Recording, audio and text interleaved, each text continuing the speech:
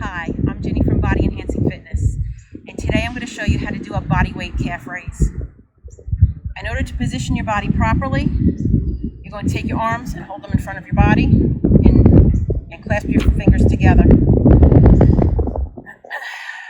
going to lift your hips up towards the sky, your knees in front of you. Bring your weight up onto your toes, lifting your heels up off the ground. You hold it for 2 or 3 seconds. Come back down. Up high, lower. Up high, lower. Make sure that when you're coming down, it's in a controlled movement.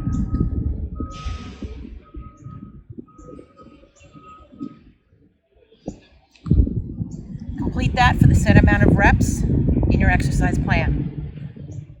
That's a body weight calf raise.